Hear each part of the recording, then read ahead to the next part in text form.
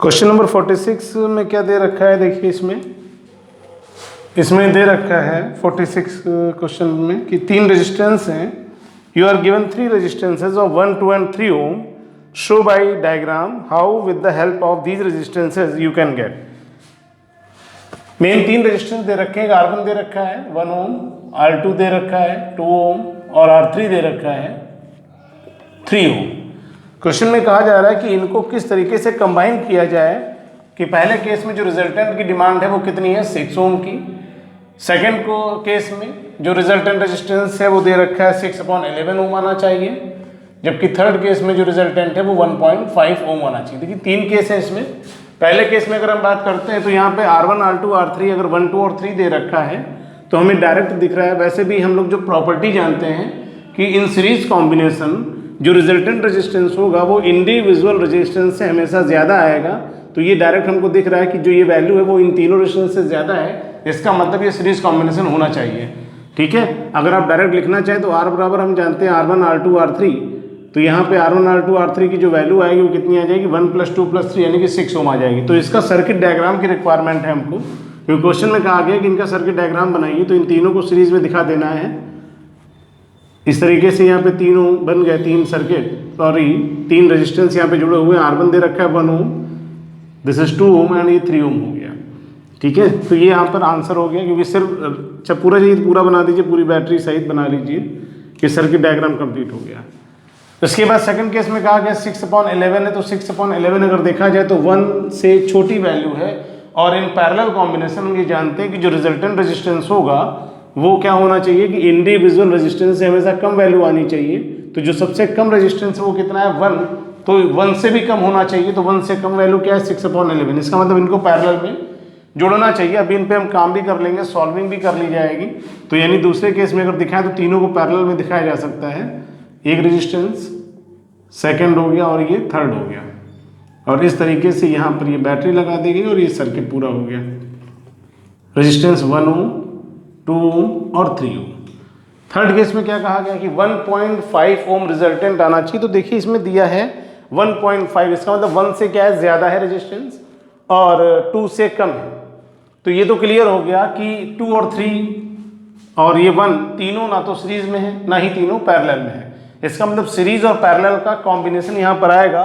तो अगर हम ये देखें, अगर यहाँ पर R1, R2, अगर R1, R2 को हम सीरीज में जोड़ दें, अगर R1, R2 को सीरीज में जोड़ दिया जाए, मान लीजिए यहाँ पे R1, R2 कितना है 1 ओम और ये कितना है 2 ओम है, और जो तीसरा है वो कितना है 3 ओम है, जो कि इसके साथ पैरेलल में जुड़ा हुआ है। ये 3 ओम दे रखा है। तो अब इसका अगर हम निकालेंगे, अगर इसकी रिजल्टेंट को हम सॉल्विंग से निकालें तो कितना आएगा, चाहे तो पहले यहीं पर कर लें। पहले हम R' निकाल लेते हैं। कैसे निकलेगा 1 ओम + 2 ओम यानी मिलके आ जाएगा 3 ओम, और ये 3 और ये जो इसका रिजल्ट आया है यानी कि 3 ओम ये पैरेलल में है। यानी अगर टोटल निकालना 1/R हो जाएगा 1/R' + 1/3 यानी 1/3 + 1/3 एलसीएम आ जाएगा 3, ऊपर आ जाएगा 1, 1, 2। तो 1/R अगर 2/3 तो R हो जाएगा 3/2, 3/2 का मतलब 1.5 ओम। ठीक है, इसके बाद अगर इसमें देखें तो यहाँ पर मैंने कहा पैरेलल, अगर जोड़ के देखें तो 1/R = 1/1 + 1/2 + 1/3 एलसीएम 6 आ जाएगा। यहाँ पर 3, यहाँ पे 6, यहाँ पे 3, यहाँ पे 2, तो 6, 3, 9, 9, 2, 11, 11/6 1/R है। तो R कितना आ जाएगा 6/11 आ जाएगा। और इसी तरीके से अगर थर्ड में काम करें तो यहाँ पे आ जाएगा R = R1 + R2 + R3। अगर वैल्यू फिल कर दी जाए इसमें तो ये आ जाएगा R = 1 + 2 + 3 यानी कि 6 ओम। तो इस तरीके से हमने इसका रिजल्टेंट सॉल्विंग भी कर ली और सर्किट भी बना दी। क्वेश्चन में डिमांड क्या थी कि इनका जो कॉम्बिनेशन है उसको डायग्राम से दिखाना था, तो हमने डायग्राम से बता दिया आपको। उसके बाद हमारा क्वेश्चन इसमें आ गया, क्वेश्चन नंबर 47। इसमें दिया गया how will you connect 3 resistors of 2 ohm, 3 ohm and 5 ohm respectively so as to obtain a resultant resistance 2.5 ohm. इसका मतलब इसमें फिर से जो सेकंड केस दिया उसमें 3 रेजिस्टेंस दे रखे हैं, एक 2 ओम का, एक 3 ओम और एक 5 ओम का, और पूछा ये जा रहा है कि इनको किस तरीके से जोड़ा जाए, इनको किस तरीके से कनेक्ट किया जाए, यानी कॉम्बिनेशन कैसा बनाया जाए जिससे कि 2.5 ओम का रिजल्ट हमको मिल जाए। तो ये भी अगर इसके लिए पहले इसको लिख देते हैं इसमें क्या क्या गिवन है, 3 रेजिस्टेंस दे रखे हैं, एक दे रखा है 2 ओम, एक दे रखा है 3 ओम और एक दे रखा है 5 ओम। और जो रिजल्टेंट इसका चाहते हैं वो चाहते हैं 2.5 ओम। अच्छा, यहाँ पर भी अगर थोड़ा सा हम ध्यान दें तो ये जो 2.5 है 2 से बड़ी वैल्यू है लेकिन 3 से छोटी वैल्यू है। ये तो क्लियर हो गया कि यहाँ पर भी ना ही सीरीज कॉम्बिनेशन ना ही पैरेलल है, दोनों का कॉम्बिनेशन यहाँ पर आएगा। तो किनको सीरीज में जोड़ें, किनको पैरेलल में जोड़ें। अगर R1 R2 को हम सीरीज में जोड़ेंगे तो 3 और 2 5 हो जाएगा, और ये जो R3 है इसको अगर हम पैरेलल में जोड़ दें तो शायद हमारा आंसर आ जाएगा। जो का मैंने अभी किया था वही सेम वर्क है कि अगर यहाँ पर इस फिगर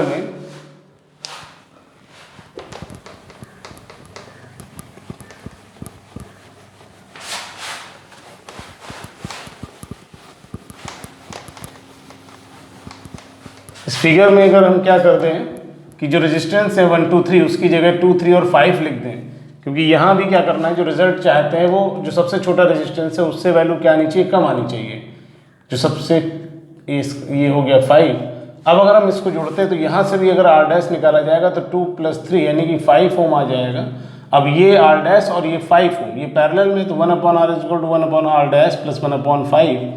तो यहाँ पे आ जाएगा 1/5 + 1/5, एलसीएम 5 आ जाएगा, ऊपर 2 आ जाएगा तो 2/5, 1/R है तो R आ जाएगा 5/2 यानी कि 2.5। इस तरीके से यहाँ पे रिजल्ट हमको मिल गया। ये था क्वेश्चन नंबर 47। 48 में अगर देखें, अच्छा इसमें दिया था draw the diagram to show the arrangement, तो डायग्राम बना दिया हमने, डायग्राम भी यही है और सॉल्यूशन भी दे दिया।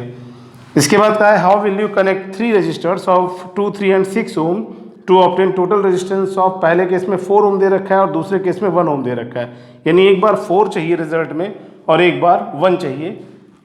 रेजिस्टेंस क्या क्या है, रेजिस्टेंस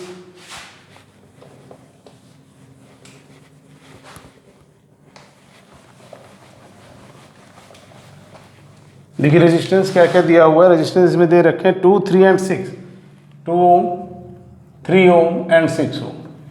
क्वेश्चन में जो पहला रिजल्ट चाहते हैं, जो फर्स्ट रिजल्ट चाहते हैं वो चाहते हैं 4 ओम। देखिए 4 ओम के लिए क्या हो गया, इसमें भी अगर देखा जाए तो 4 क्या है, कुछ रेजिस्टेंस से ज़्यादा वैल्यू है और कुछ से कम है।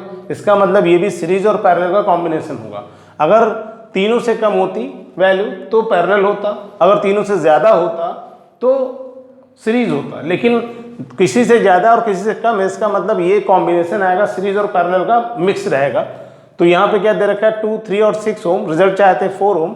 4 ओम इसका मतलब कुछ सीरीज में और कुछ पैरेलल। किनको सीरीज में जोड़े किनको पैरेलल जोड़े, थोड़ा सा करके देखिए। देखिए जरूरी नहीं होता कि डायरेक्ट पहली बार में आप इसका सोल्यूशन ले आए, हो सकता है जो आप अरेंजमेंट करें वो सही ना बैठे। ये तो क्लियर हो गया कि सीरीज और पैरेलल कॉम्बिनेशन होगा, यानी कि 2 अगर सीरीज में जोड़ दें और एक पैरेलल जोड़ दें तब क्या आएगा, या 2 पैरेलल में जोड़ दें एक सीरीज में तो क्या आएगा। तो समझेंगे कैसे, अगर हम मान लीजिए इसको सीरीज में रखते हैं और इन दोनों को पैरेलल में रखते हैं तो ये क्लियर होगा कि जो आंसर आएगा वो इससे बड़ा आएगा, क्योंकि सीरीज कॉम्बिनेशन में इंडिविजुअल रेजिस्टेंस से हमेशा जो वैल्यू आएगी बड़ी आएगी। इसका मतलब ये है कि अगर हम R1 R2 को इन दोनों को, एक R1 और एक R2, अगर इनको हम क्या कर दें, अगर इनको पैरेलल में जोड़ दें और R3 को सीरीज में जोड़ देंगे तो R3 6 है, तो 6 प्लस समथिंग जो वैल्यू आएगी 6 से बड़ी आएगी। इसका मतलब ये नहीं हो सकता। फिर क्या किया जाए, अब क्या है, अगर मान लीजिए हम 6 और 2 अगर इनको मान लीजिए हम ऐड कर देते हैं, कैसे, पैरेलल में, अगर मान लीजिए 1/2 1/6 कर देते हैं, एलसीएम कितना आ जाएगा 6, यहाँ पे 3 यहाँ पर 1 यानी कि 4/6 आ गया। 4/6 मतलब 2/3। इसके साथ अगर ये हम जोड़ते हैं सीरीज में 3 ओम वाला, तो 3 + 2/3 का रेसिप्रोकल कितना 3/2, तो ये 1.5 यानी आंसर आएगा 4, जो कि हमारा आंसर नहीं है। तो इसका मतलब क्या हुआ, इसका मतलब कुछ और करना है। तो कुछ और में क्या आ जाएगा कि अगर हम 6 3 को जोड़ दें, अभी चलिए फिर से कर लेते हैं इसको। देखिए ये क्वेश्चन हॉट्स में देने का रीजन बस इतना है कि आप कैसे आइडेंटिफाई करेंगे कि जो कॉम्बिनेशन है वो कैसा होगा। इसकी प्रैक्टिस जब तक आप करेंगे तभी आएगी, बगैर प्रैक्टिस की चीज़ आ नहीं पाएगी। तो अगर मान लीजिए हमने 6 और 3, अगर 6 और 3 को हम पैरेलल में जोड़ दें, 6 3 को पैरेलल में जोड़ दें, 2 पैरेलल एक सीरीज, 2 पैरेलल में कर देते हैं और एक सीरीज में कर देते हैं, ये कॉम्बिनेशन। तो 2 पैरेलल में किसको कर दें, एक को 6 को कर दिया, एक 3 कर दिया और इसको 2 कर देते हैं। क्या देखते क्या आता है। अगर मान लीजिए 6 और 3 के लिए निकालें, आर डैश निकालें, तो 1/r dash is equal to 1/6 plus 1/3। LCM 6 आ जाएगा तो यहाँ पे 6 1 जा 6, 3 2 जा 6, तो यहाँ पे कितना आ जाएगा 3/6 यानी 1/2।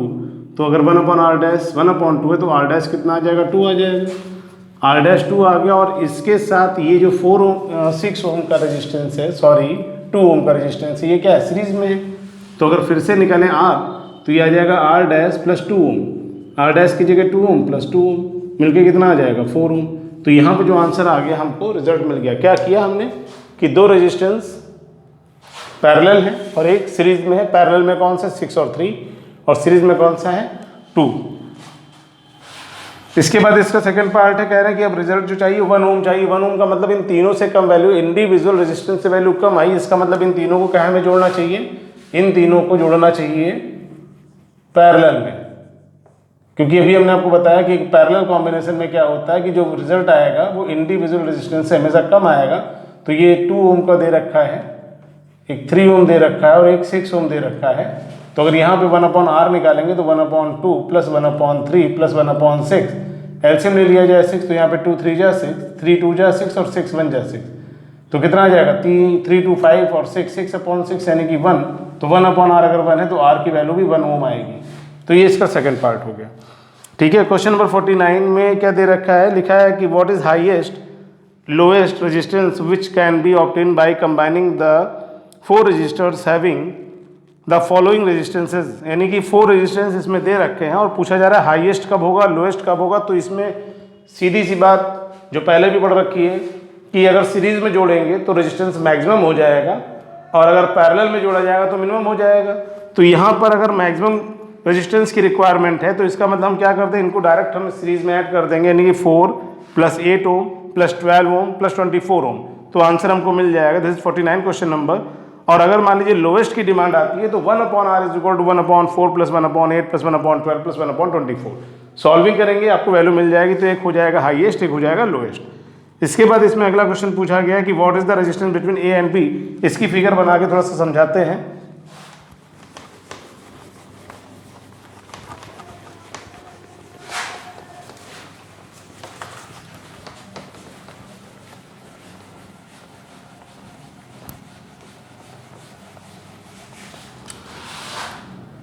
इसमें फिगर एक बनी हुई है, बनाते देखिए।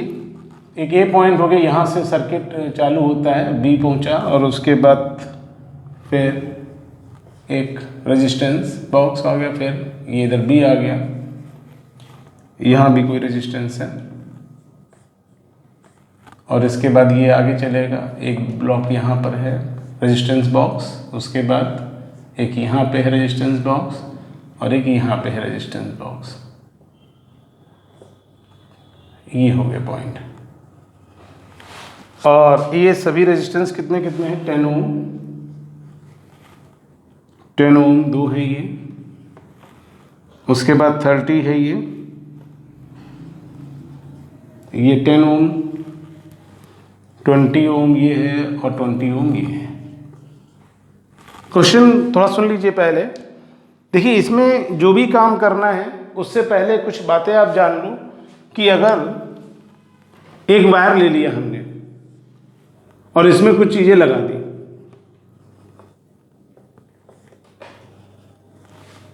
ठीक है, बैटरी लगा दी। अब अगर मान लीजिए इस वायर को हम ऊपर उठा दें, यानी कि वायर इस तरीके के बना दें,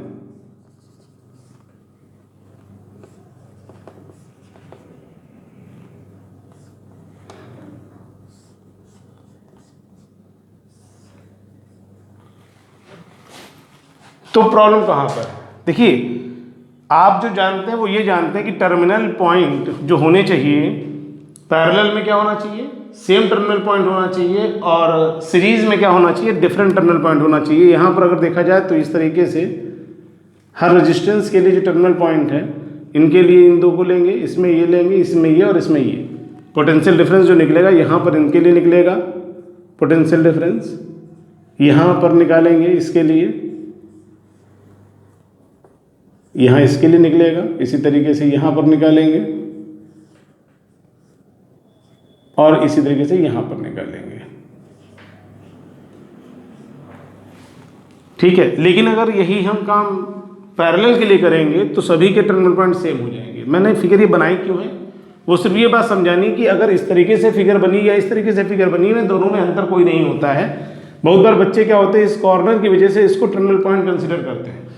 तो इसमें हुआ क्या है कि सिर्फ वायर को ऊपर उठा दिया गया है, अगर इस वायर को नीचे बैठा देंगे तो ऐसी फिगर मिलेगी हमको। इस वायर को ऊपर से हम पुश करते हैं, इस तरीके से अगर दबा देते हैं तो ये जो फिगर आपको ऐसे दिख रही है ट्रायंगल शेप में, वो इस तरीके की हो जाएगी फिगर। सिर्फ ये इसलिए बता रहा हूँ क्योंकि ये इस कॉम्बिनेशन में भी जो ये रेजिस्टेंस है वो सीरीज में है और इसमें भी सीरीज में है। ये कंफ्यूजन इसलिए मैंने बताया कि यहाँ पर अगर इन तीन रेजिस्टेंस को आप देखेंगे तो इनके लिए टर्मिनल पॉइंट ये है, यानी यहाँ से स्टार्टिंग हो रहा है रेजिस्टेंस पहला, दूसरा, तीसरा। अगर इस वायर को सीधा कर दिया जाए तो इसकी फिगर क्या है कि अगर इसको बनाए, अगर ए और बी पॉइंट को कैसे कर दें, मान लीजिए ए पॉइंट ये हो गया, ए पॉइंट और उसके बाद बी पॉइंट। अगर ए पॉइंट मान लीजिए ये ले लिया हमने और उसके बाद यहाँ पर एक रेजिस्टेंस बॉक्स लगा था, लगा दिया। उसके बाद आगे बढ़े, एक यहाँ पर लगाया रेजिस्टेंस बॉक्स, उसके बाद इधर की इस तरीके की फिगर है और इसके बाद यहाँ पर आए, यहाँ पे बी लगा है और इनके बीच में यानी इस रेजिस्टेंस के ऊपर तीन रेजिस्टेंस लगे हैं। किस तरीके से, एक ऐसे लगा है, एक ऐसे लगा है और एक इस तरीके से लगा हुआ है।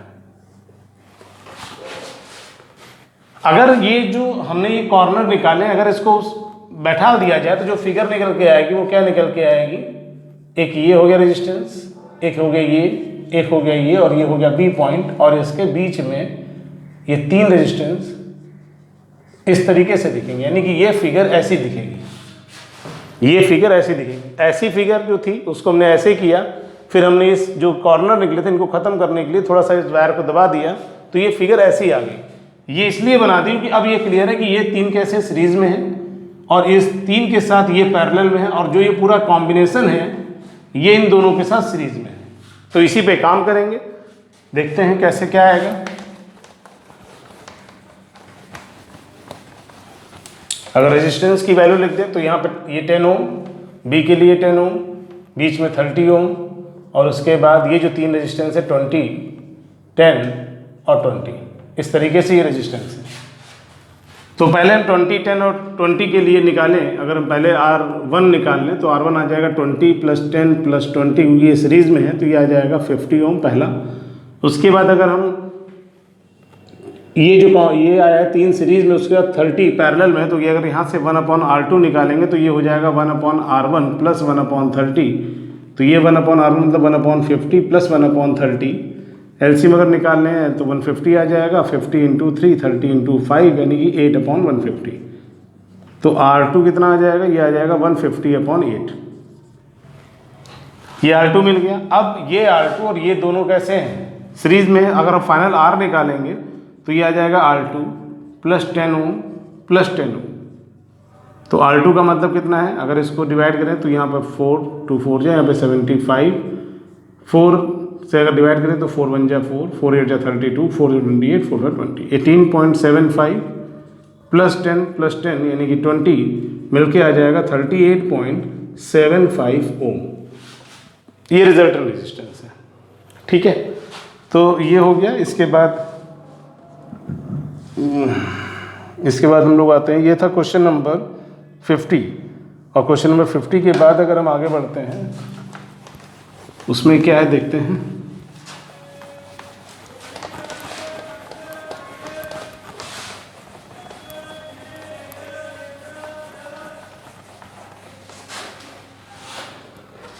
(51) में दिया you are given 101 ohm resistor, what is the smallest and largest resistance you can make. देखिए फिर वही क्वेश्चन रिपीट है। इसमें ये कहा गया कि टोटल नंबर ऑफ रेजिस्टेंस 100 है और हर रेजिस्टेंस की जो वैल्यू है यानी R1 R2 R3 R4 सब 1 ओम के हैं और ऐसे कितने रेजिस्टेंस है 100 है। अब कह रहे हैं कि इसका मैक्सिमम और मिनिमम रेजिस्टेंस कितना होगा। तो अगर हम सीरीज में जोड़ेंगे 1 1 1 1 100 टाइम्स तो इसका रेजिस्टेंस जो आएगा, अगर इस तो कितनी वैल्यू आ जाएगा, अगर इसको R1 मान लिया जाए तो R आ जाएगा 100 यानी सीरीज कॉम्बिनेशन में। सीरीज कॉम्बिनेशन में अगर देखा जाएगा तो मैक्सिमम आएगा कितना 100 ओम, जबकि अगर पैरेलल में निकालेंगे तो पैरेलल में 1/r is equal to 1/1 plus 1/1 plus 1/1 इस तरीके से 1/1। तो अगर इसमें ऐड करेंगे एलसीएम तो 1 आ जाएगा, यानी 1 अगर 100 बार ऐड करेंगे तो 100 आ जाएगा, तो r की वैल्यू 1/100 हो गई। तो मिनिमम कितना है 1/100 और मैक्सिमम कितना है 100, यानी सीरीज कॉम्बिनेशन में जोड़ने पर मैक्सिमम मिल जाएगा और पैरेलल में जोड़ने पर मिनिमम मिल जाएगा। वैल्यू पूछी थी, स्मॉलेस्ट में वैल्यू आ जाएगी 1/100 यानी कि 0.01 और मैक्सिमम कितनी आ जाएगी 100 ओम। क्वेश्चन नंबर 52 में दे रखा है कि you are supplied with the number of 100 ohm resistors, how could you combine some of these resistances to make a 250 ohm resistance. ये बता देते हैं, क्वेश्चन एक बार फिर से भी बताते हैं, सुनिए उसको। इसमें ये कहा कि कितने resistor you are supplied with a number of 100 ohm resistors, यानी कि जो रेजिस्टेंस की वैल्यू है वो तो 100 ओम दे रखी है, लेकिन ऐसे कितने रेजिस्टेंस को जोड़ा जाए कि रिजल्टेंट रेजिस्टेंस 250 ओम आ जाए। क्वेश्चन क्या है कि 100 ओम रेजिस्टेंस कितने कंबाइन करें हम जिससे कि रिजल्ट रेजिस्टेंस हमको 250 मिल जाए। ठीक है, तो कैसे कंबाइन करें और कितने कंबाइन करें, दोनों चीज़ें समझ लीजिए आप। यू आर सप्लाइड विद, हाँ ठीक है। तो टोटल नंबर ऑफ रेजिस्टेंस कैसे मान लें, अगर हम ये मान लेते हैं कि अगर हमें आंसर कितना 250, R1 की वैल्यू कितनी 100, तो इसका मतलब ये तो क्लियर हो गया कि अगर टोटल रेजिस्टेंस को एक ही कॉम्बिनेशन में रखना है, चाहे वो सब सीरीज में हो चाहे वो सब पैरेलल में हो। दिया है नहीं दिया है, तो आंसर क्या आ सकता है, तो आंसर मैंने बोला कि अगर सीरीज में जोड़ेंगे तो जो भी आंसर आएगा वो 100 से बड़ा आएगा, और अगर पैरेलल जोड़ेंगे तो हमेशा 100 से कम आएगा, तो 100 से तो ज़्यादा है वैल्यू ये। तो इसका मतलब क्या हो सकता है, इसका मतलब अगर ये मान लिया जाए, एक चीज़ इसमें ये नहीं क्लियर हो रही है, with you are supplied with a number of 100 ohm resistors, how could you combine some of these resistors to make a 250 ohm resistor. कैसे कंबाइन किया, तो ये तो आंसर हम लोग को मालूम ही हो गया कि उनमें से कुछ रजिस्टेंस को कैसे जोड़ा जाए कि जो आंसर आए वो कितना आ जाए।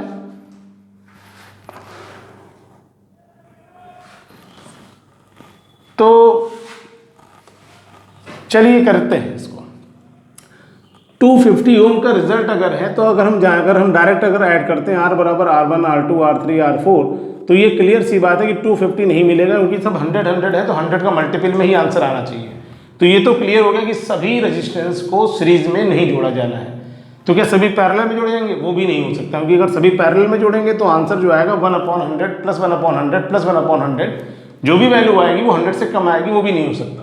इसका मतलब कुछ सीरीज में कुछ पैरेलल, तो कितने सीरीज में, 2 सीरीज में कम से कम। 2 सीरीज में क्यों, क्योंकि 200 से बड़ी वैल्यू है, 2 सीरीज में कर दें और 2 पैरेलल में कर दें।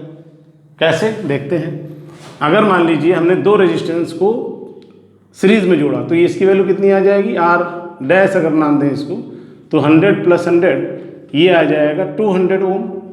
और अब इस R डैश के साथ जो तीसरे 2 रेजिस्टेंस हम और बात कर रहे हैं, यानी कि दोबारा अगर निकाले जब पैरेलल कॉम्बिनेशन, ही तो सीरीज की बात कर ली हमने, सीरीज कॉम्बिनेशन में 2 रेजिस्टेंस और पैरेलल में भी 2 ही ले लेते हैं। 2 क्यों लेंगे, क्योंकि 1/100 यानी कि 2/100, और 2/100 का मतलब 1/50 यानी कि 1/R डबल डैश अगर लिखते हैं तो ये हो जाएगा 1/100 प्लस 1/100। ये आपको सोचना है कि कितने रेजिस्टेंस जोड़ना है, ठीक है, 2 जोड़ने हैं कि 3 जोड़ने हैं, या जो भी कुछ है वो आपको अपनी तरफ सोचना है। क्वेश्चन में गिवन नहीं रहेगा कि कितने रेजिस्टेंस को जोड़ा जाएगा। तो R डैश की डबल डैश कितनी आ गई, 50 ओम आ गया। अब देखिए एक 50 ओम हो गया, एक 200 हो गया। अब इन दोनों को अगर हम रिजल्ट इनका निकालते हैं तो ये आ जाएगा R डैश, यानी इन दोनों को सीरीज में अगर जोड़ दिया जाए तो R डैश और R डबल डैश, तो ये आ जाएगा 200 प्लस 50 यानी कि 250 ओम। इसका अगर डायग्राम बनाए तो हमने क्या बताया, 2 सीरीज में और 2 पैरेलल, इस तरीके से।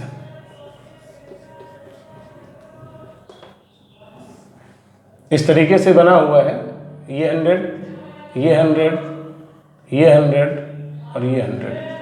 सही है, गलत हो गया भाई, 100 100 200।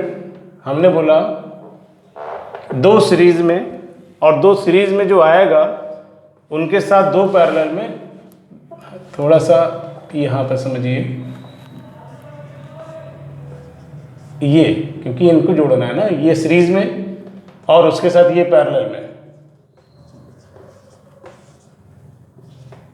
देखो क्या बताया हमने, 2 रेजिस्टेंस सीरीज में दो पैरेलल और इन दोनों का जो कॉम्बिनेशन है ये सीरीज में, यानी कि दो सीरीज और ये जो पैरेलल के साथ दो रेजिस्टेंस जुड़े इनके कॉम्बिनेशन का जो रिजल्ट आएगा वो आएगा 250। तो हमने ये जो वैल्यू निकलेगी वो R डैश है और ये जो निकलेगी वो R डबल डैश है, ये सीरीज में हो जाएंगे, डायरेक्ट ऐड करेंगे आंसर मिल जाएगा। उसके बाद हमारे क्वेश्चन नंबर 53, इसकी फिगर बनी हुई है।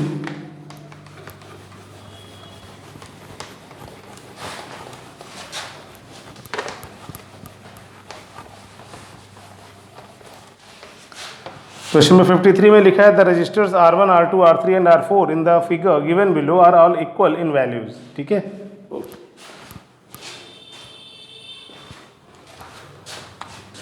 फिगर बना लीजिए। सबसे पहले ए से चालू करें, बी पे पहुंचे, ये ए हो गया, ये बी हो गया, ये सी हो गया।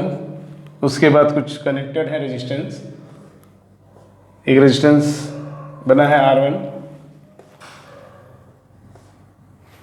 और एक दूसरा रेजिस्टेंस बना है, ये हो गया R2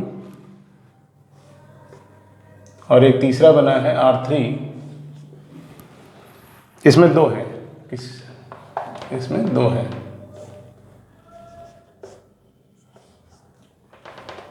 दो हो गए और ये इसके साथ बैटरी लगी हुई है।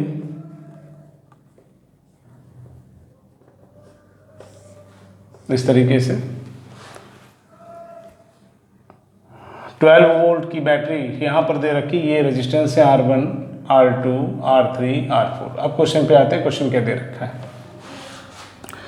क्वेश्चन में दिया है the resistors R1, R2, R3 and R4 in the figure given below all are equal in values. इसका मतलब R1, R2, R3, R4 तीनों ही क्या है, R हैं, यानी R1, R2, R3 और R4 ये चारों आपस में इक्वल हैं। इनकी वैल्यू को फिलहाल हम R समझ लें, अगर ये R डैश मान लें।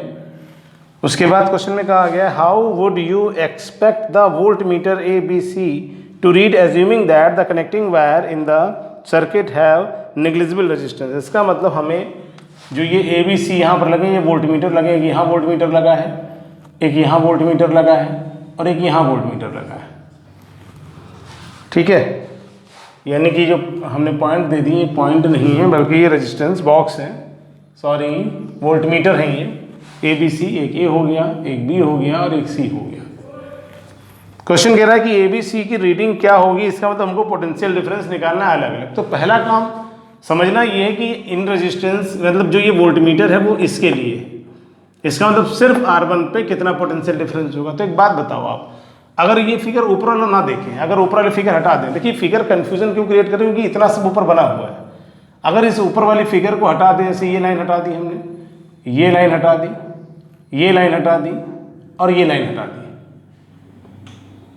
अब बताइए, अब सिंपल दिख रही है फिगर, क्योंकि ये चारों रेजिस्टेंस कैसे हैं, सीरीज में, और सीरीज में क्या होता है, करंट सेम होता है और V अलग अलग होता है।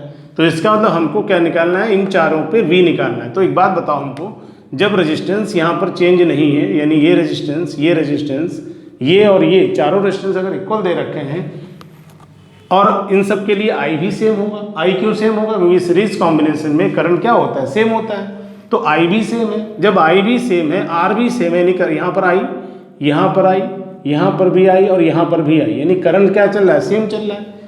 रेजिस्टेंस भी सेम है, करंट भी सेम है, तो यहाँ पर पोटेंशियल डिफरेंस भी सेम होना चाहिए। अगर पोटेंशियल डिफरेंस सेम होना चाहिए तो जो 12 वोल्ट का है वो 4 इक्वल पार्ट में डिवाइड हो जाएगा। तो यहाँ पर कितना हो जाएगा, 3 वोल्ट, यहाँ पे कितना 3 वोल्ट, यहाँ पे भी 3 वोल्ट और यहाँ पे भी 3 वोल्ट।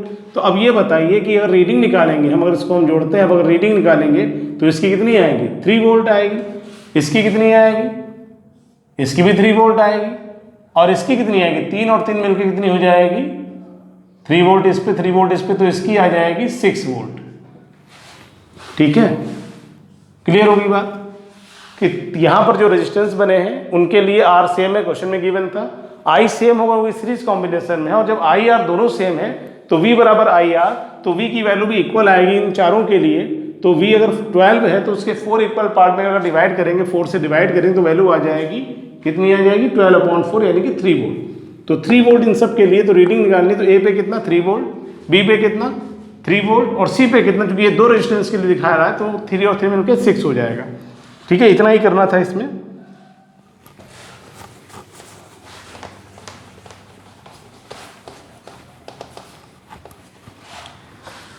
इसके बाद अगला क्वेश्चन दे रखा है कि 4 रेजिस्टेंसेज हैं 16 ohm each are connected in parallel, 4 such combination are connected in series, what is the total? Simple question है, आसान है, लगा लेंगे आप। इसमें कहा गया है कि 4 रेजिस्टेंस का कॉम्बिनेशन है, 4 रेजिस्टेंस जुड़े हुए हैं इस तरीके से,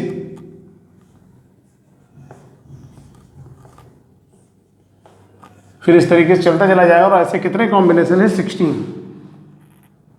नहीं, 16 कॉम्बिनेशन नहीं, कॉम्बिनेशन कितने हैं? 4 सच कॉम्बिनेशन, ऐसे 4 कॉम्बिनेशन है, यानी 4 है तो बना लेते हैं।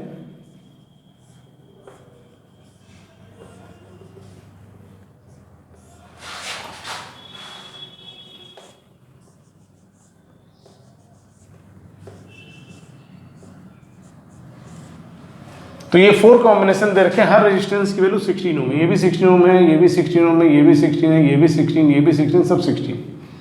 तो हम पहले एक के लिए निकाल लें। अगर हम 1/R1 निकालते हैं तो ये आ जाएगा 1/16 प्लस 1/16 प्लस 1/16 प्लस 1/16, एलसीएम से 16 आ जाएगा, ऊपर 1 ऐड करेंगे 4 आ जाएगा। तो यहाँ पर R की वैल्यू कितनी आ जाएगी? 4 ओम।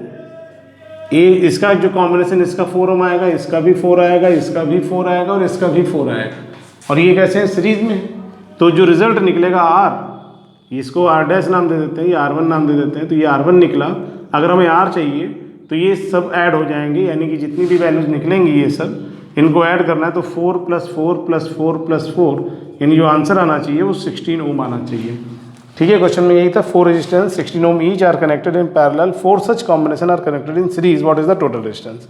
तो आंसर आ गया 16। उसके बाद क्वेश्चन नंबर 55 लिखा है, if the lamps are both the same in the figure, figure बनी है, फिगर बना लेते हैं। अभी हम लोग पेज नंबर 44 पे चल रहे हैं इस चार्ट में। क्वेश्चन नंबर 55 में एक फिगर बनी है, फिगर बना लेते हैं सबसे पहले। If the lamp are both, पहले फिगर बना लो फिर काम करते हैं। एक एमीटर लगा है यहाँ पर, एक बल्ब लगा है, फिर एक एमीटर लगा है, A1 A2 A3 A4, एक एमीटर यहाँ भी लगा है, करंट जो मेन सप्लाई A1 आ गया, यहाँ पर A2 हो गया, यहाँ पर A3 हो गया, और एक इधर आगे भी एक एमीटर लगा है, यहाँ पर A4 हो गया, फिर एक बल्ब लगा है और फिर एक एमीटर लगा है, A5 हो गया। ठीक है, उसके बाद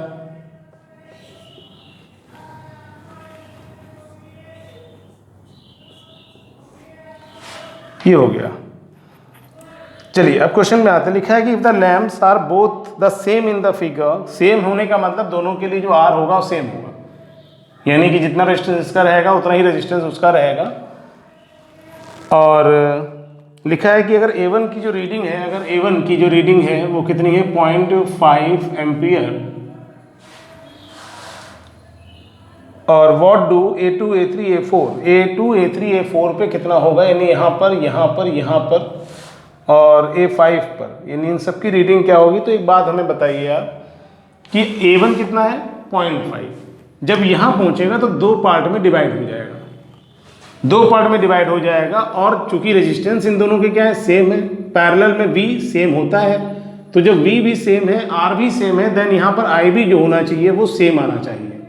अगर I सेम है तो इन दोनों I को ऐड करने पर कितना आना चाहिए? 0.5 एम्पियर, यानी कि अगर इसको नाम हम दे दें I1, इसको नाम दे दें I2, तो I1 बराबर I2, और हम जानते हैं कि I1 I2 को ऐड करने पर I आना चाहिए, तो I की वैल्यू 0.5 दे रखी है, और इन दोनों को अगर लिखें तो I1 ही लिख दें, तो I1 की वैल्यू आ जाएगी 0.5/2, यानी कि 0.25। देखिए ये तो क्लियर हो गया कि यहाँ पर जो I है, यानी इस पर जो करंट पहुँच रहा है 0.25 एम्पियर पहुँच रहा है, इस पर भी 0.25 एम्पियर ही पहुँचेगा। तो इसका मतलब यहाँ पर जो रीडिंग आनी चाहिए 0.25 आनी चाहिए, यहाँ भी 0.25 आनी चाहिए। अब ये बताइए इनकी रीडिंग क्या होगी? क्या बदल जाएगी? बिल्कुल नहीं बदलेगी, क्योंकि सीरीज कॉम्बिनेशन में करंट सेम चलता है, जो यहाँ पर करंट है वही यहाँ पर होगा, वही इस पर पहुँचेगा। इसका मतलब इसकी रीडिंग भी 0.25 होनी चाहिए, और यहाँ पर इसकी रीडिंग भी 0.25 एम्पियर होनी चाहिए। ठीक है, तो जो आंसर आएगा वो 0.25 एम्पियर आना चाहिए सभी के लिए, क्योंकि रीडिंग अगर एक ही लाइन में 5 एमीटर लगा दें, 4 लगा दें, 10 लगा दें, सबकी रीडिंग जो मिलेगी वो सेम मिलेगी।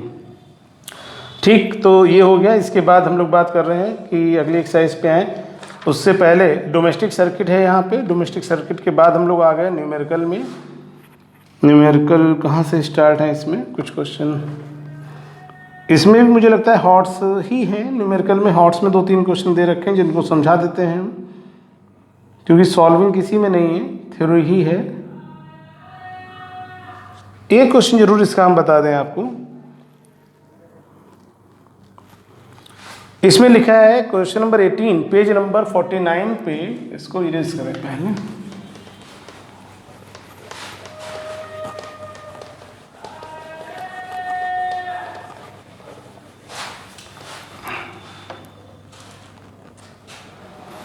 इसमें लिखा है the figure below show a variable resistor in a dimmer switch. देखिए कि यहाँ पर अगर फिगर को देखें, ये फिगर कुछ इस तरीके की बनी हुई है, कुछ इस तरीके की फिगर बनी हुई है। इसमें कुछ इस तरीके से बना है।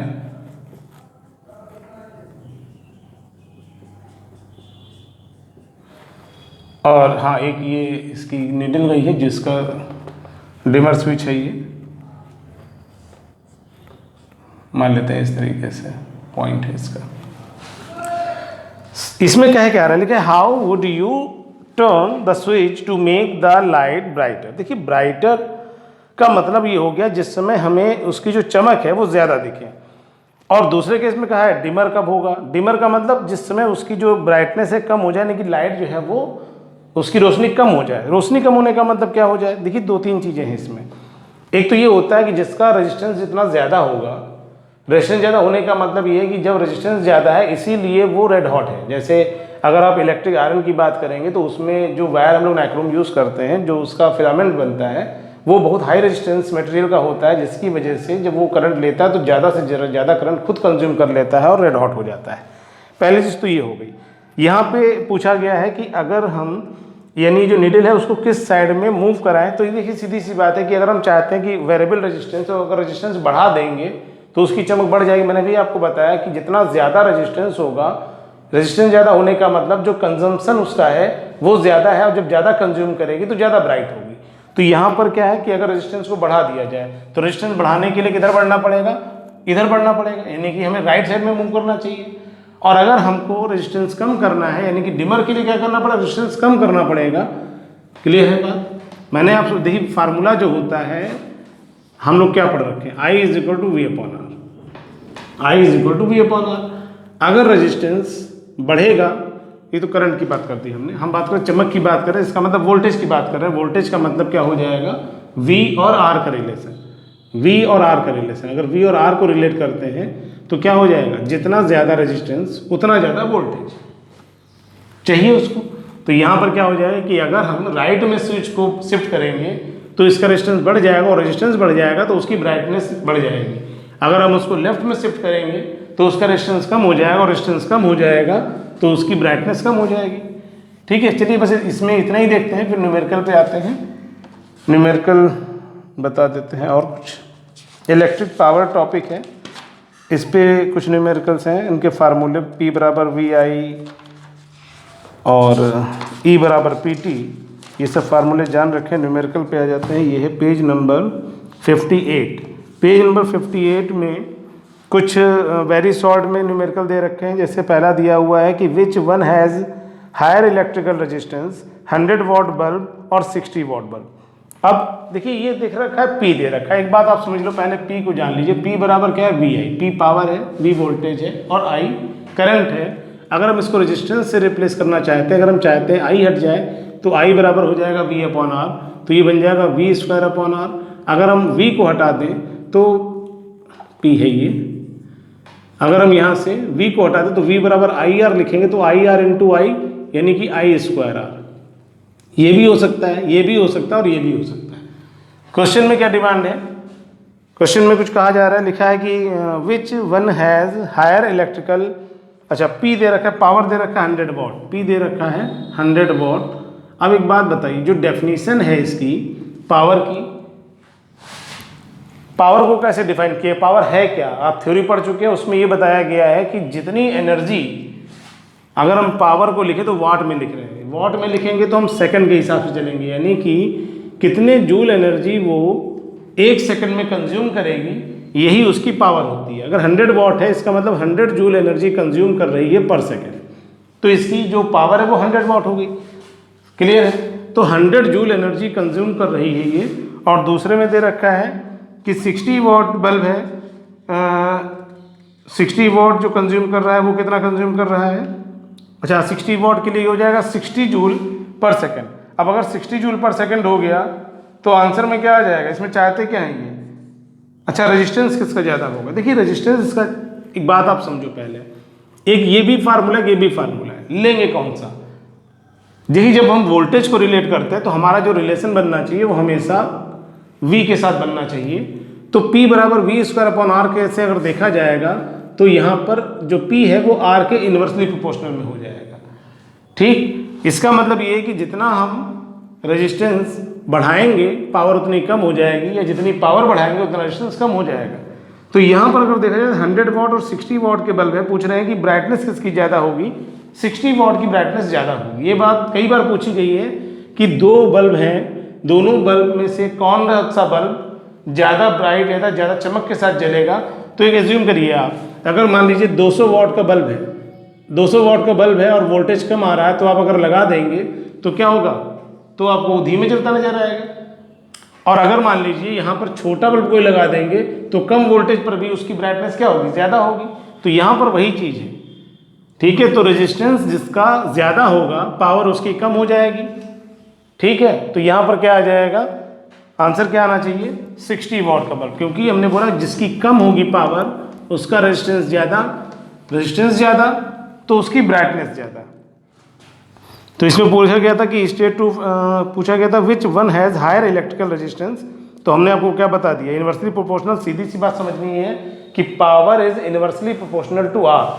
ठीक, तो यहाँ पे आर कितना है ये निकालना था, तो आर कितना आ जाएगा? कौन सा कम कौन सा ज़्यादा? 100 वॉट के बल्ब के लिए जो आर निकलेगा वो कम निकलेगा, जबकि 60 वॉट के लिए जो आर निकलेगा वो ज़्यादा निकलेगा। उसके बाद लिखा है name the commercial unit electrical energy की। तो किलोवाट आर, जिसको हम यूनिट बोलते हैं, किलोवाट आर लिखो या यूनिट लिखिए। अब क्वेश्चन पे हम आगे, क्वेश्चन में लिखा है क्वेश्चन नंबर 4, यहाँ से न्यूमेरिकल चालू है, कुछ दिया है, सुन लीजिए इसको।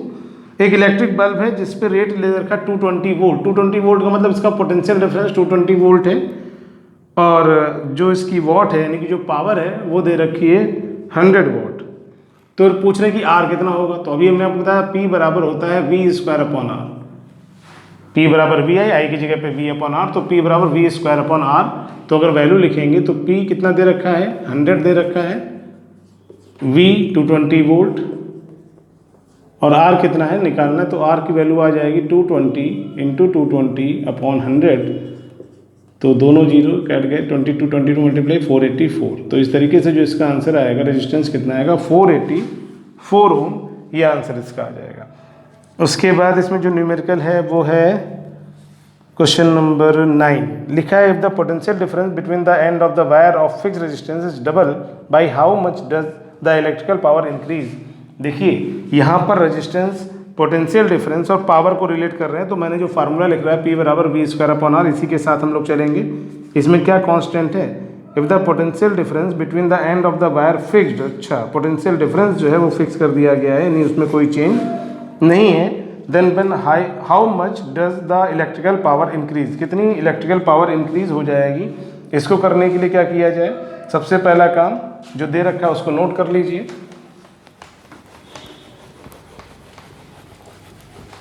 क्वेश्चन नंबर है ये, क्वेश्चन नंबर है 9। तो R1 पहले R था, लेकिन अब जो R है यानी R2 जो होगा वो 2R हो गया। ठीक है, और पोटेंशियल डिफरेंस क्या है? वो कांस्टेंट, यानी V यहाँ भी V था और V यहाँ भी V है। तो लिखा है हाउ मच पावर इंक्रीज। गलती हुई है, यहाँ पर R कांस्टेंट है, रेजिस्टेंस यहाँ पर कांस्टेंट है, और V1 V2 यहाँ पर कहा गया है, यानी कि पोटेंशियल डिफरेंस जो है वो V1 V2 हो गया। पूछा कि अगर V1 को V माने तो V2 कितना बढ़ जाएगा। ठीक है, क्वेश्चन फिर से एक बार सुन लीजिए।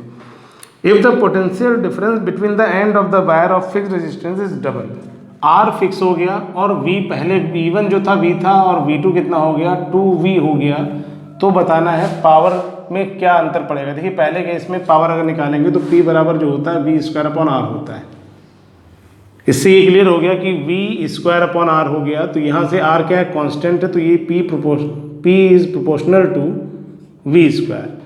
तो अगर यहाँ से हम निकालेंगे तो P1 upon V1² is proportional to constant, यहाँ पे लिख दिया हमने। तो इससे फार्मूला बनेगा P1 upon V1² is equal to P2 upon V2²। अब वैल्यू लिख लीजिए, P1 की जगह पे P लिख देते हैं, V1² की जगह पे V² लिख देते हैं, P2 मालूम नहीं और V2 की जगह पर 2V, V2 की जगह पे 2V का स्क्वायर 4V²। अब अगर इसकी अगर सॉल्विंग करेंगे तो P2 कितना आ जाएगा, तो P2 बराबर आ जाएगा 4 into V² into P upon V²। तो V² कट गया, तो जो P2 आया वो 4P आ गया। इसका मतलब पावर कितनी हो गई, 4 टाइम्स हो गई। क्वेश्चन एक बार क्लियर करिए कि रेजिस्टेंस फिक्स था, यानी ये कांस्टेंट वैल्यू है, और V1 पहले V था, बाद में कितना हो गया 2V हो गया। तो बताना था पावर में क्या अंतर आएगा। पहले पावर कितनी थी, पहले पावर P थी, P1 जो था P था, P2 कितना होगा ये निकालना, तो P2 कितनी निकल आई 4P। इसका मतलब पावर 4 टाइम्स हो जाएगी।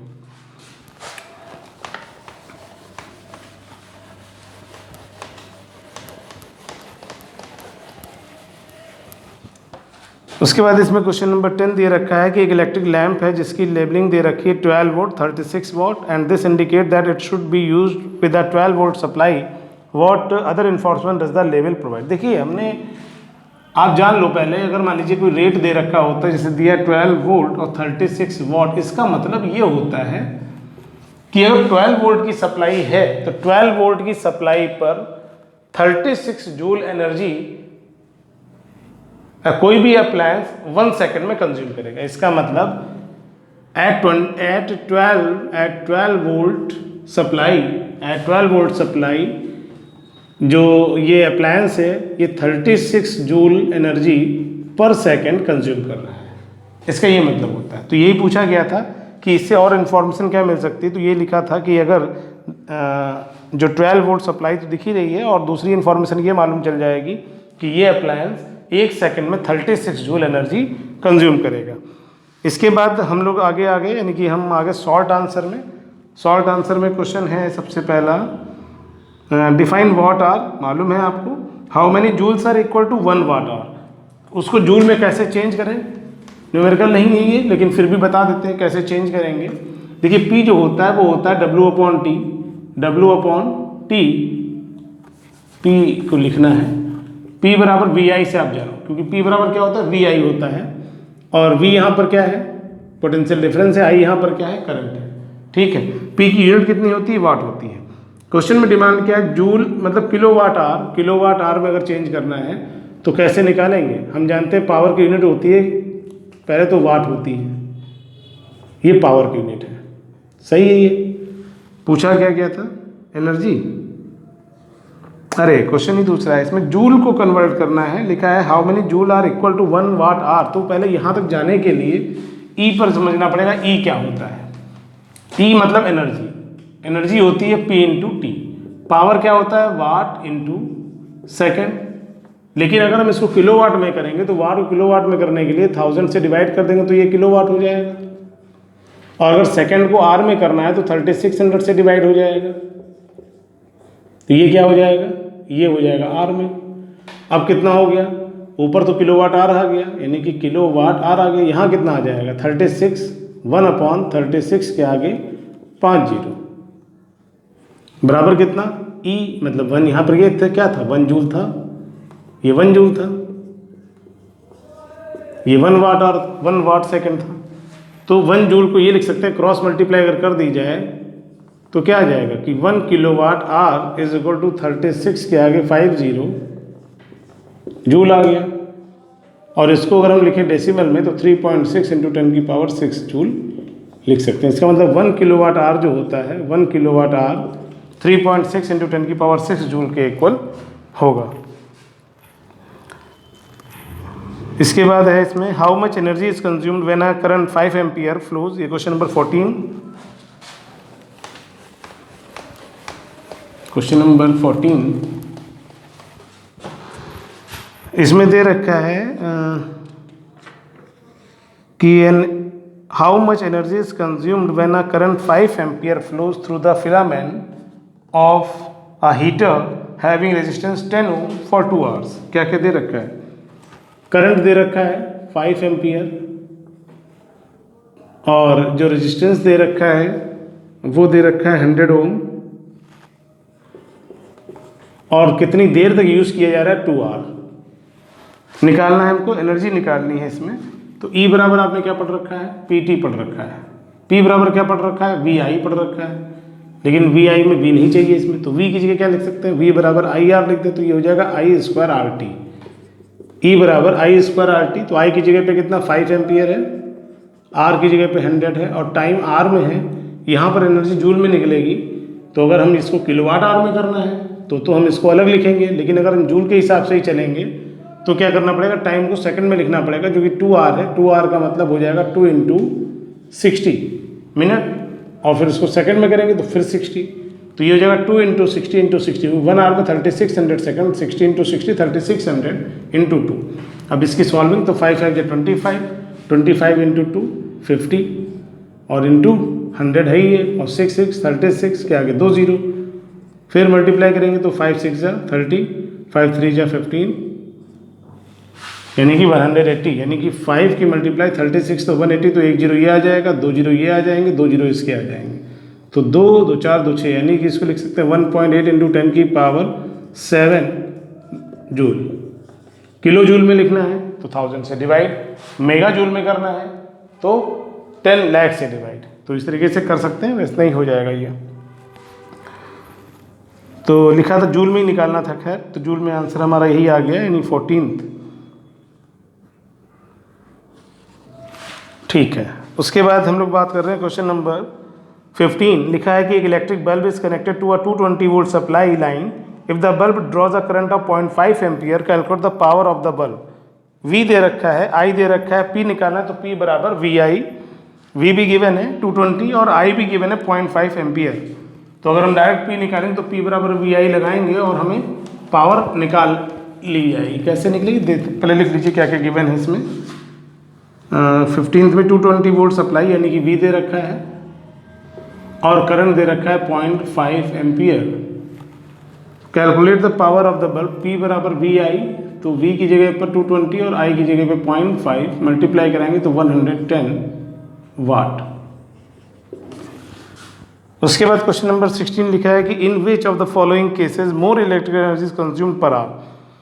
अ current 1 ampere pass through a resistance of 3 ohm resistor, a current 2 ampere pass through a resistance of 100 ohm. देखिए, डायरेक्ट बताने से बेहतर ये कि आप सॉल्विंग कर लीजिए इसकी। पूछा गया है कि किसमें ज़्यादा एनर्जी कंज्यूम करेगी पर आवर। तो क्या क्या गिवन है? फर्स्ट केस की अगर बात करें, क्या क्या गिवन है इसमें? करंट दे रखा है, I दे रखा है 1 एम्पियर और रेजिस्टेंस दे रखा है 300 ओम। ठीक है, 300 ओम। तो अगर हमें I दे रखा है, R दे रखा है, तो हम क्या निकाल सकते हैं? इसमें निकालना क्या है हमको? एनर्जी निकालनी। E बराबर क्या होता है? PT।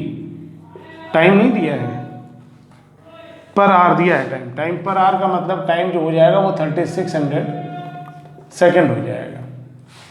तो E बराबर PT होता है, P बराबर क्या होता है? VI होता है। अभी हमने फार्मूला लिखवाया था, P बराबर VI होता है, लेकिन इसमें V नहीं दिया तो V की जगह IR लिख देंगे तो I स्क्वायर RT ये बनेगा। तो I की जगह पे 1 एम्पियर स्क्वायर करेंगे, R आ जाए, I स्क्वायर 1 का स्क्वायर 1 और R का मतलब 300 और T का मतलब 3600, तो ये आ जाएगा 108 के आगे 40, इतने जूल एनर्जी आ गई।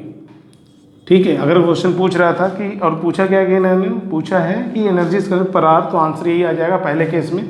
और दूसरे केस में अगर निकालें, अगर डेसिमल वैसे लिखें साइंटिफिक में, तो 1 2 3 4 5 6 ये इतने जूल आ गया। और उसके बाद अगर सेकंड केस में कहा गया, उसमें कहा गया है कि अ current of 2 ampere pass through a resistance of 100 ओम, यानी ये सेकंड केस में अगर आ गए तो I कितना है? 2 एम्पियर का है और रेजिस्टेंस कितना है? 100 ओम का है। तो अगर यहाँ से हम निकालेंगे E, तो E बराबर I square RT, I square RT, तो यहाँ पर I की जगह पे 2 का स्क्वायर 4, R 100 टाइम 3600 मल्टीप्लाई कराएंगे तो कितना आ जाएगा 144 के आगे 40, तो इसको लिख सकते हैं 1.44 इंटू 10 की पावर 1 2 3 4 5 6। अब आप बताओ कौन ज़्यादा है, ये 1.08 इंटू 10 पावर 6, ये 1.44, तो ज़्यादा कौन है 1.44। इसका मतलब ज़्यादा एनर्जी कहाँ पर कंज्यूम होगी, वो होगी सेकंड केस में। इसके बाद यहाँ पर क्वेश्चन नंबर 17 लिखा है कि एक इलेक्ट्रिक कैटल है जिसमें 220 वोल्ट और 2.2 किलो वाट लिखा हुआ है। 3 घंटे के लिए अगर उसको यूज़ किया जाए तो कितनी एनर्जी वो कंज्यूम करेगी, जबकि एंड द करंट, अच्छा करंट भी निकालना और एनर्जी भी निकालनी है कितना कंज्यूम करेगी।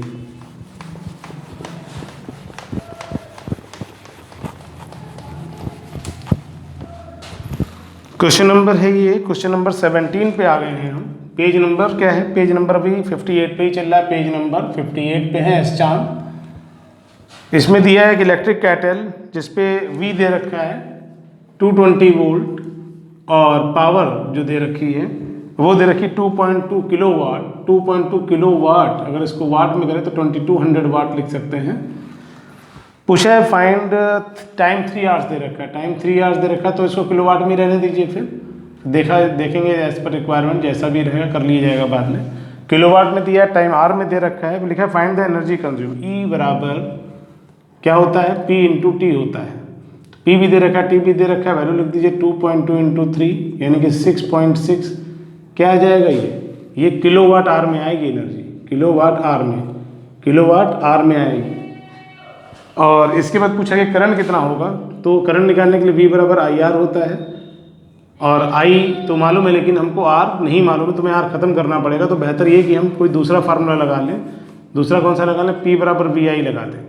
तो P कितना है 2.2, V कितना है 220 और I हमको निकालना है, तो I इज इक्वल टू हो जाएगा 2.2 अपॉन 220। तो यहाँ पर ये किलो वाट में दिया है, इसको आपको वाट में करना पड़ेगा क्योंकि करंट क्या में निकलेगा एम्पियर में। तो उस केस में जो अगर करंट एम्पियर में निकलेगा तो ये ज़रूरी है कि जो पावर है वो वाट में लिखी जाए। तो 2.2 इंटू 1000, एक हटाएंगे 2 जीरो इससे कट गए तो कितना आ जाएगा 22 कट जाएगा तो आ जाएगा 10 एम्पियर। जो करंट आना चाहिए वो 10 एम्पियर आना चाहिए।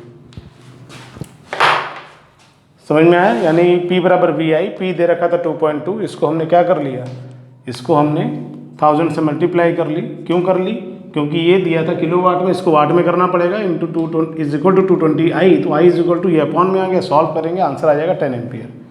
ठीक है, पॉइंट है 0, ठीक।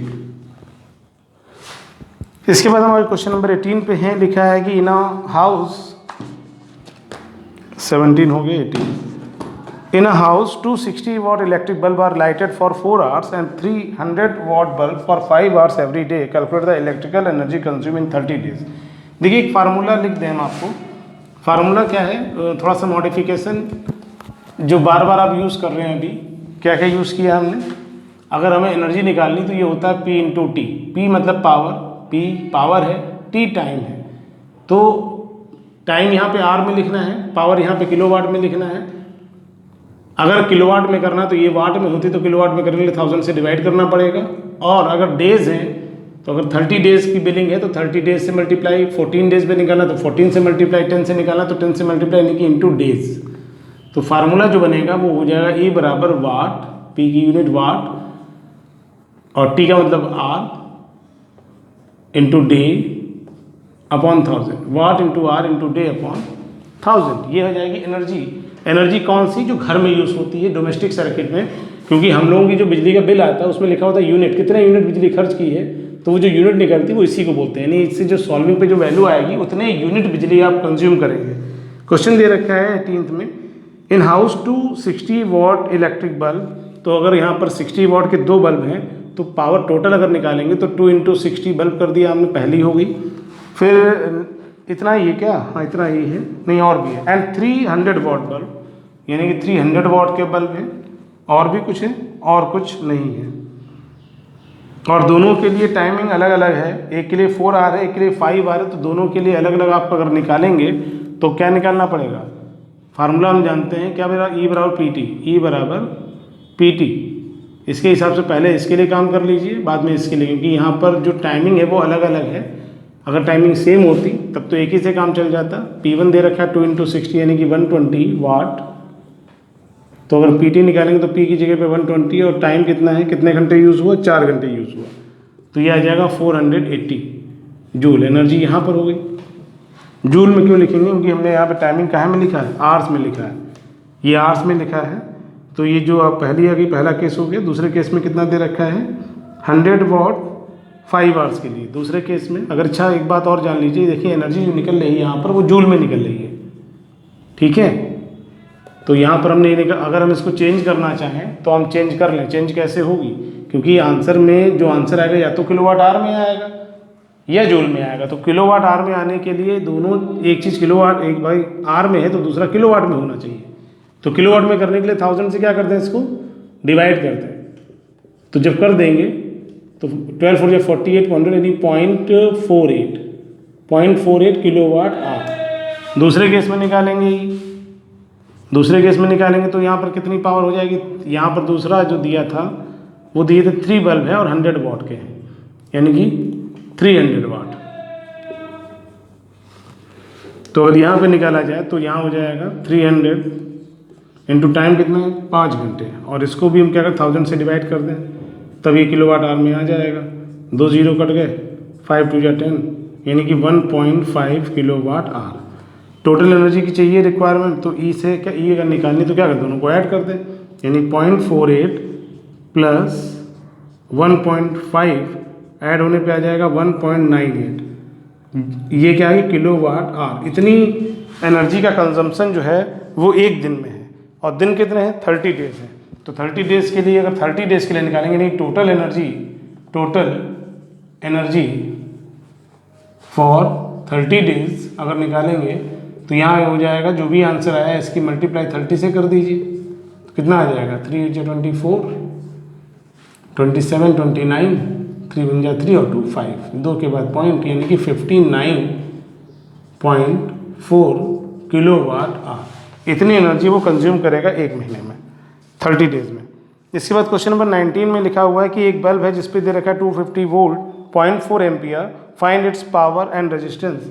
क्या क्या दे रखा है, V दे रखा है, I दे रखा है, तो P बराबर VI लगा के क्या निकल आएगी, पावर निकल आएगी, ठीक है। फिर V दे रखा है, I दे रखा है, P भी दे रखा है, तो हम रेजिस्टेंस निकाल सकते हैं। क्वेश्चन नंबर 19 में क्या दे रखा है, इसमें दिया हुआ है कि एक बल्ब है जिसमें 250 वोल्ट, V दे रखा है 250 वोल्ट, और करंट दे रखा है 0.4 एम्पियर। पावर निकालना तो P बराबर VI, P की जगह पे 250 और I की जगह पे 0.4 एम्पियर, तो कितना आ जाएगा, इसकी मल्टीप्लाई कराएंगे तो आ जाएगा 100। पावर है तो वाट में आ गई। निकालना क्या था इसमें, पावर निकालना था, फिर रेजिस्टेंस भी निकालना है। तो V बराबर IR होता है, तो R इज इक्वल टू कितना हो जाएगा, V/I। तो V कितना है 250 और I कितना है 0.4, 6 जा 2 जा 5 जा 625 ओम रेजिस्टेंस आ जाएगा, ठीक है। तो ये आ जाएगा, क्वेश्चन नंबर 19 था।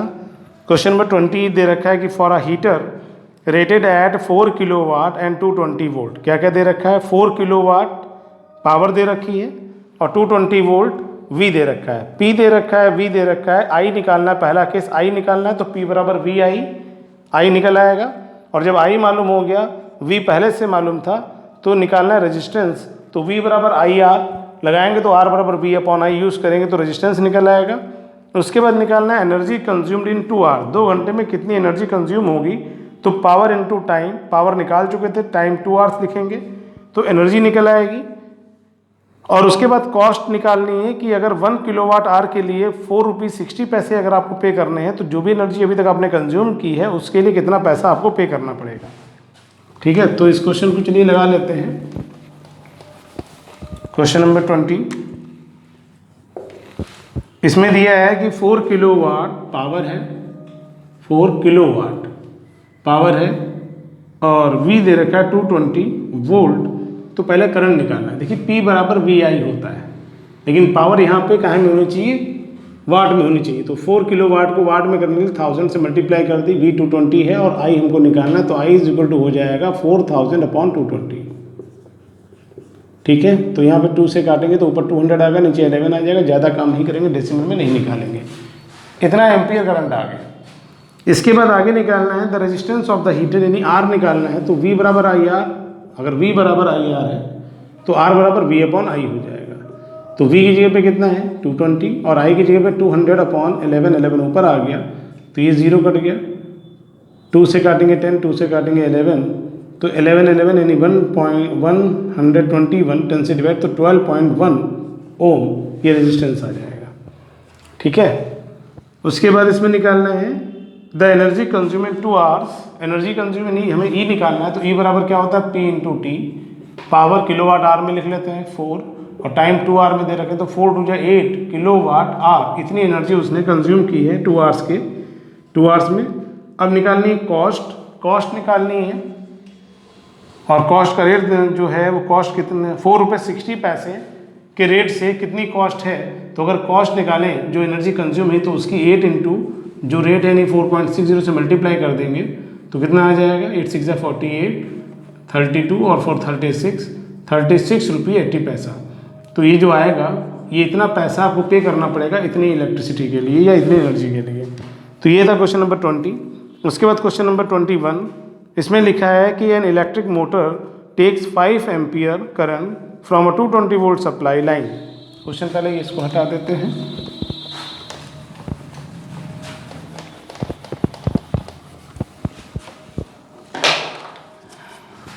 इसमें कहा गया है क्वेश्चन नंबर 21 में कि एक पेज नंबर कितना है, ये 59 पे आ गए हैं हम लोग, 59 पे चल रहे हैं।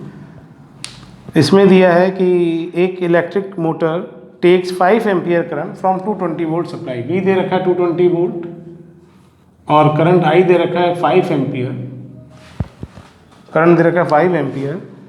Calculate the power of the motor and electrical energy consumed by it in 2 hours, यानी कि जो टाइम दे रखा है वो 2 आवर्स दे रखा है। सबसे पहले इसमें क्या निकला है पावर, तो P बराबर V और I मल्टीप्लाई कराएंगे तो 1100, ये जो 1100 आ गया ये क्या आ गया वाट आ गया।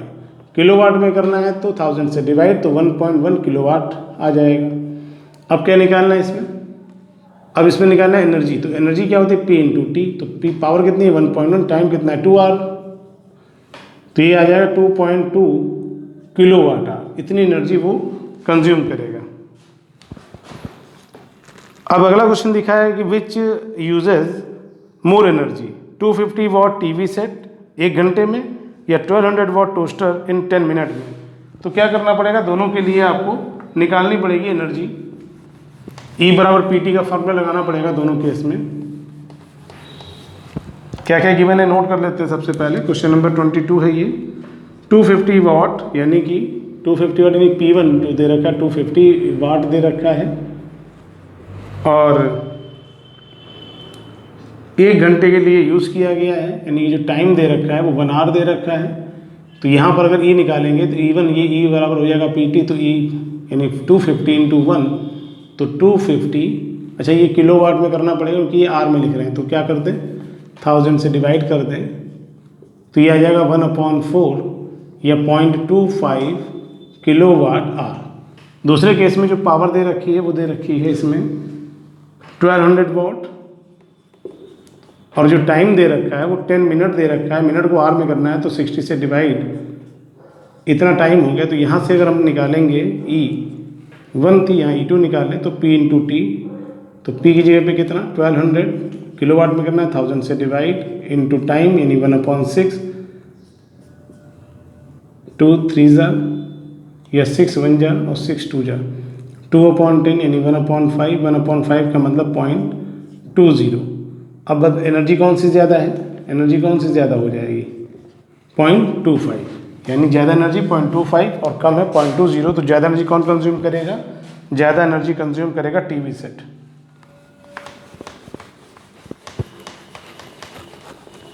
इसके बाद हम लोग आए हैं